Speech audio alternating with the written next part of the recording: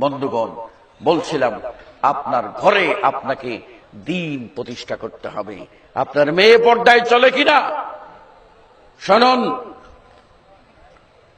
আজকে সবচেয়ে বড় পর্দার ওয়াজ নবী করলেন, আর একজন বলল, ইয়া রাসূলুল্লাহ, দেবর।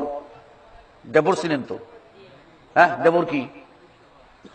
হ্যাঁ, আরে না, স্বামীর ভাই না তো, এটা হলো দেওবর। দেও মানে কি? দৈত্য দানব, যার বয়ে মানুষ কম্পমান, ঠিক আছে কিনা? এটা হলো ওই রকম সাংঘাতিক দেও, সুযোগ পাইলে ধইরা বসবে।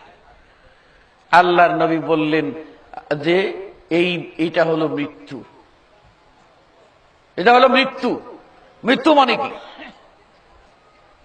মরণ তুমি যেরকম ভয় পাও, মরণের কাছে ধরা দিতে চাও না, তোমার দেবর থেকে সেভাবে তুমি পালিয়ে থাকতে হবে, দেবরের সুবল যেন তোমার গায়ে না পড়ে। হতে পারে এই দেবর যদি তা থেকে সাবধান না থাকো, আর সে যদি তোমার উপরে আপনার সেই জৈবিক চাহিদা কোনোদিন মিটাইয়া ফেলে, তাহলে দেবরই হতে পারে তোমার জন্য সঙ্গে সার রজম করে হত্যা করার হুকুমের কারণ হয়ে যেতে পারে। আল্লাহ নবী বলছেন সাবধান। আর আমাদের এখন মানে বিয়ের আগে চিন্তা করে যে কি আছে বলে এক ছেলে না, গড়ে একটা বাবি টাবি ডাকবো, এরকম দেবর নাই, এই করে আমি বিয়ে বসবো না। মেয়েও এরকম চিন্তা করে, বাপেও চিন্তা করে। হারাম।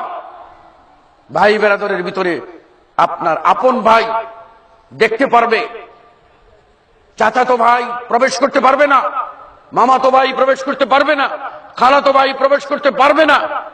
আর বেয়াই ছিলেন তো? বেয়াই ছিলেন কিনা?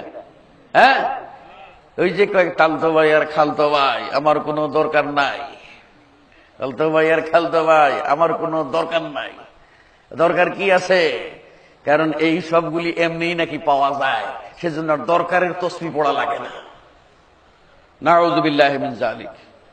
এজন্য এইগুলি থেকে সাবধান না থাকলে আপনার ঈমান যথার্থ হবে না। মুখ খুলে যেতে পারবে কি? না, যেতে পারবে না। দেবর সামনেও যাবে না, দুলা ভাইয়ের সামনেও যাবে না, ভগ্নিপতির সামনেও যাবে না। যারা গায়ের মাহরাম, যাদের সাথে স্থায়ীভাবে বিবাহ হারাম, একমাত্র তাদের সামনে চেহারা খুলে যেতে পারবে। স্থায়ীভাবে বিবাহ হারাম, দেবরের সাথে স্থায়ী বিবাহ হারাম। স্বামী মারা যায় তো ওই দেবরকে বিয়ে করা জায়েজ কিনা? ভাসুরকে বিয়ে করা জায়েজ কিনা? যদি আপনার বোন মারা, কোন মহিলার বোন মারা যায়, তাহলে ওই দুলা ভাইকে বা ভগ্নিপতিকে বিয়ে করা জায়েজ কিনা? তাহলে বোঝা গেল যে এদের সামনে চেহারা খুলে জায়েজ যাওয়া যায় না। কিন্তু আপন চাচার সাথে বিয়ে জায়েজ? কখনো জায়েজ না। আপন চাচার সামনে যান, কিন্তু খালাতো চাচা, মামাতো চাচা, চাচতো চাচা, ওগুলো চাচা নয়, ওগুলো দেশি চাচা, ওগুলো শরীয়তের চাচা নয়, বুঝলেন না? এইরকমই নিজের ছেলে, নিজের ভাতিজা, আপন ভাতিজা, আপন ভাইগিনা, আপন বোনের, আর আপন মানে বৈমাত্রীয়, বৈপিত্রীয় অথবা মা বাবা দুই দিক থেকে, এরা হচ্ছে আপন। তো এই সব যদি ভাগিনা হয়, ভাতিজা হয়, তাদের সামনে যাওয়া যাবে, কোনো অসুবিধা নেই। জি, এক কথায় গায়ের মাহরাম বেগানা পুরুষ শরীয়তে, আমি একজন মহিলার সাথে আমার কোন আত্মীয়তা নেই, আর দেওর, দুইজনের সমান, বরং দেওরে ফেতনা বেশি আছে, দেওরে ফেতনা বেশি আছে। কারণ আপনি বাইরের লোক বা আমি বাইরের লোক, ওই ভাইয়ের বাড়িতে বা ওই ভাবির বাড়িতে ঢুকতে পারবো না, ঠিক কিনা? কিন্তু দেবর যে কোনো সময় বাড়িতে শুধু না, ঘরেও ঢুকে যেতে পারবে। একটা ঘটনা ঘটেছে কয়েক বছর আগে, এইখানে লোক আছে, জি হ্যাঁ, নামও বলবো না, এলাকা বলবো না, কিচ্ছু বলবো না। দেবর ওই ভাতিজাকে আদর করার নামে ভাবির ঘরে ঢুকতো, আর ওই মহিলার স্বামী সৌদি আরবে থাকতো, আদর করতে গিয়ে ভাতিজাকে আদর করতে করতে ভাবিকে আদর করা শুরু করেছে, শুরু করে এসেছে। যেই ব্যক্তির ঘটনা সে নিজে বলছে, ওই মহিলার স্বামী বলছে, দেশে গিয়েছি, যাওয়ার পর আমার স্ত্রী শুধু কান্নাই করে, খুব ভালোবাসত ওকে, বলছে খুব কান্নাই করে। কেন কান্না করছো? বলো তোমার কথা কি হয়েছে? বলছে যে তোমার হক আদায় করতে পারছি না, তুমি আমাকে মাফ করে দাও। কাঁদছাড় বলছে যে আমাকে মাফ করে দাও। কি হয়েছে বলো? বলছে যে তোমার ভাইয়ের প্রেমে আমি ফেঁসে গেছি, তুমি আমাকে মাফ করে দাও, আমাকে বিদায় করে দাও, আমি আর ওকে ছাড়া থাকতে পারছি না। স্পষ্ট ভাষায় মহিলা বলছে, নিজে স্বামী আর ওকে বলছে ওই মহিলা, কোনো ভাইয়ের সত্য ঘটনা। তাহলে কত ফিতনা। নবী সাল্লাল্লাহু আলাইহি ওয়াসাল্লাম বলছে আল হামু আল মউত, দেবর হচ্ছে মৌতের মতো, মৃত্যুর মতো।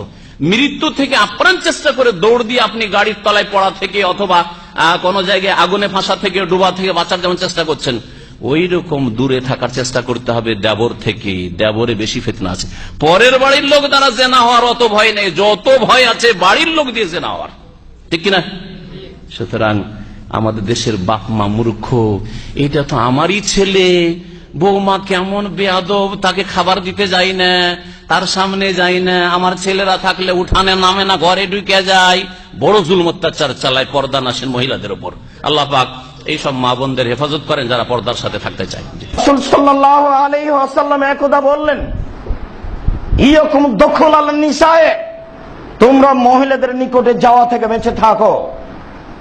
ইয়াকুম দুখুল আল নিসায়ে, তোমরা মহিলাদের নিকটে যাওয়া থেকে বেঁচে থাকো। এই কথা বলতেই ফাকাল রাজুলুম মিনাল আনসার, আনসারদের একজন লোক বলে বসলো, আল্লাহর রাসূল আফারাইতাল হামওয়া, তাহলে দেবরের ব্যাপারে কি বলছেন? দেবর, আজকে স্বামীর চেয়ে দেবর মহিলাদের কাছে অনেক মিঠে। এই কথা সেই দিনও ছিল, এটা আজকে নতুন নয়, এটা পুরাতন হিসাব। বলার সাথে সাথে সাহাবী বলে বসলেন, তাহলে বলেন দেবর। আরেকটা কথা মনে রাখবেন, আরবিতে কিন্তু ভাসুর নেই, সবাই দেবর, বড় জন দেবর, ছোট জন দেবর। এই বাঙালিরা বুঝলো না কিভাবে একে পার্থক্য করে দেখালো যে স্বামী মারা গেলে ভাসুরও বিবাহ করতে পারে, দেবরও বিবাহ করতে পারে। তো দুইজনই সামান্ত পার্থক্য হলো কি করে যে ভাসুরকে লজ্জা করতে হয়, দেবরকে লজ্জা করতে হয় না। দেবর নাকি কাছের মানুষ, আর স্বামী নাকি, ভাসুর নাকি শ্বশুরের স্থানে, তাই ভাসুরকে সম্মান করা হয়। যেই না, দুটাই হারাম এবং একই ব্যাপার, সরিষা সম পরিমাণ, দুইজনের মধ্যে কোনো পার্থক্য নেই। তিনি এই কথা বললেন, দেবরের বিষয়টি কি? তখন রাসূল সাল্লাল্লাহু আলাইহি ওয়াসাল্লাম বললেন, দেখো আল হামু কাল মউত, দেবর হচ্ছে মরণের মতো। এই কথা বলে তিনি কি বলতে চাইলেন? দেবর বাড়িতে থাকে, যেই বস্তু পাশে থাকে সেটাই সবচেয়ে বিপজ্জনক বস্তু। তার সাথে হয়তো অনেক সময় কথায় জড়িয়ে পড়তে পারে। এই কারণেই এই শরীয়তের এই নীতিটাই সবচেয়ে ভালো। ছেলের বিবাহ দেন, পৃথক করে দেন, তাকে জমি জায়গা দেন, ব্যবসা বাণিজ্য দেন, ও করে খাক, আর আপনি দেখেন সে ব্যবসা করতে পারে কিনা। তাকে নিয়ে 3-4টা বৌমা নিয়ে বাড়িতে একটা বিশাল কারখানা, তাতে কত সমস্যা, কত ঝামেলা। এইগুলো কেন? সব পৃথক করে দেন। বিবাহ দিবেন, পৃথক করে দেন, বিবাহ দেন, পৃথক করে দেন, আর সব বাড়ি পৃথক পৃথক ঘেরা থাকবে, ছোট হোক আর বড় হোক, প্রাসাদ হোক আর কোড়ে ঘর হোক, সব পৃথক থাকবে। তাই তো তিনি বললেন, দেবরকে ভয় করতে হবে মরণের মতো। দেবর মানে তুমি মরেই গেছো, দেবর পাশে মানে তুমি জাহান্নামে চলে গেছো। দূরের পুরুষের কাছে রক্ষা পাওয়া সহজ, পাশের পুরুষের কাছে রক্ষা পাওয়া সহজ নয়। আর এই দেশের নোংরা, জঘন্য, বর্বর কৃষ্টি কালচার অনুযায়ী দেবর যদি সবচেয়ে কাছের বস্তু হয়, দেবর যদি ওর কোলে বসেই থাকার সুযোগ পাই, তাহলে জেনা হওয়া স্বাভাবিক। দুইজনই যদি একজন আর একজনকে এত কাছের মনে করে, তাহলে মানুষ জেনা থেকে কেমনে বাঁচতে পারে? সম্মানিত মসজিদের মুসল্লি, আবু সাঈদ খুদরি রাদিয়াল্লাহু তাআলা আনহু বলেন, রাসূল সাল্লাল্লাহু আলাইহি সাল্লাম একদা বললেন, ফাত্তাকুদ দুনিয়া ওয়াত্তাকুন নিসা, ফাইন্দা আউয়ালা ফিতনা ফি বানি ইসরাইল কানা ফিন নিসায়ে, তোমরা পৃথিবী থেকে বেঁচে থাকো, তোমরা জড় বস্তু থেকে বেঁচে থাকো, তোমরা নারী থেকে বেঁচে থাকো, তোমরা পৃথিবী জড় বস্তু থেকে বেঁচে থাকো। কেননা প্রথম বিপদ, প্রথম সমস্যা বানি ইসরায়েলের যুগে নারীর মধ্যেই ঘটেছে। প্রথম সমস্যা, প্রথম বিপদ, প্রথম ফিতনা নারীদের মধ্যেই ঘটেছে, নারীদের নিয়েই ঘটেছে। অতএব তোমরা নারী থেকে বেঁচে থাকো আর পৃথিবীর জড় বস্তু থেকে বেঁচে থাকো। এটা তার বিশেষ সতর্কবাণী। বুখারী মুসলিম, সব হাদিসগুলি বুখারী মুসলিম থেকে। উল্লেখ্য যে পৃথিবী জড় বস্তু, তাতে থেকে বেঁচে থাকার কি কারণ হতে পারে? পৃথিবী একদিন আপনাকে অপমান করে দিবে। আপনি যা কিছু করছেন এবং বলছেন সব পৃথিবী ধরে রেখেছে। একটা আশ্চর্য ধরনের ভিডিও মোবাইল পৃথিবী ছবি সহ ধরে রাখছে সব কর্ম। সেদিন ছবি সহ বলে দিবে তাই তো আল্লাহ বলেছেন মিসকালা যারাতিন খাইরাইয়ারা মিসকালা যারাতিন শাররাইয়ারা।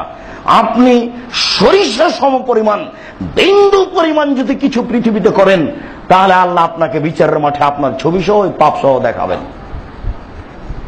তিনি একদা পড়ছিলেন কোরআন মাজিদের আয়াত, ইয়াউমাইজিন তুহাদ্দিসু আখবারাহা, পৃথিবী একদিন তার উপরে সংঘটিত সব কথা বলে দিবে।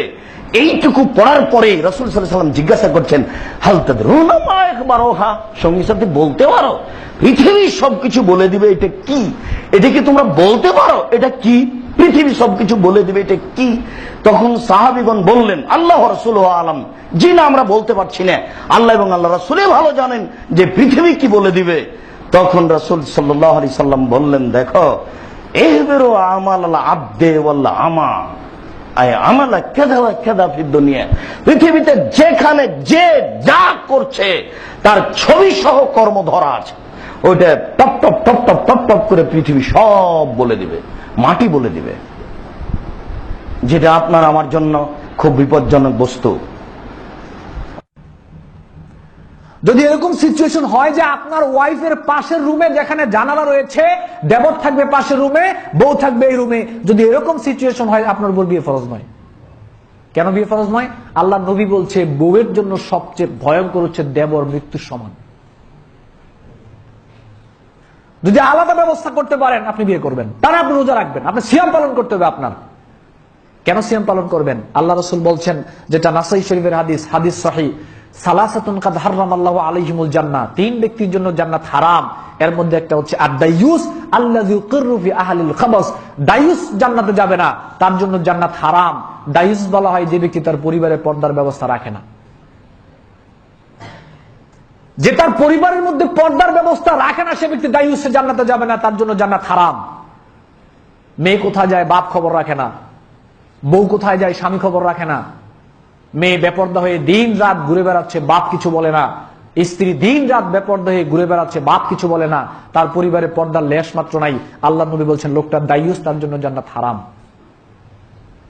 তো আপনার বউ কি বিয়ে করে আপনি ঘরে আনলেন, কিন্তু বউয়ের তো হেফাজত করতে পারলেন না। বিয়ে করার পূর্বে আগে আপনার বাড়িতে পর্দার ব্যবস্থাপনা করতে হবে, যাতে ওয়াইফের পর্দার কোনো খেলাফ না হয়। তারপরে আপনি সাংসারিক জীবন আরম্ভ করবেন, আল্লাহ রাব্বুল আলামিন আপনার পরিবারে বরকত দান করবে, রিজিক দান করবেন আল্লাহ সুবহানাহু ওয়া তাআলা। কিন্তু এই ব্যবস্থাপনা করার চেষ্টা আপনাকে আগে করতে হবে। যদি না পারেন আপনি সিয়াম পালন করবেন। এটা বেশিরভাগ ক্ষেত্রে এই সিচুয়েশন, এই পরিবেশ আজকে আমাদের সমাজে দাঁড়ানো উপস্থিত, এটা রানিং চলছে। বিয়ে করার মাধ্যমে একজন মানুষ অসংখ্য পাপ কাজ থেকে বিরত থাকতে পারে। অনেক পাপ কাজ থেকে বিয়ে করার পরে অনেক ছেলে বিয়ের আগে যেই পাপ কাজ করতো, বিয়ে করার পরে সেই পাপ কাজ করে না, অনেকাংশে তার পাপ কাজ কমে যায়। এজন্য আল্লাহ নবী বলছেন যে 50% দিন পূর্ণ হয় বিয়ে করার মাধ্যমে, বাকি 50% সে আল্লাহ সুবহানাহু ওয়া তাআলাকে ভয় করে চলবে।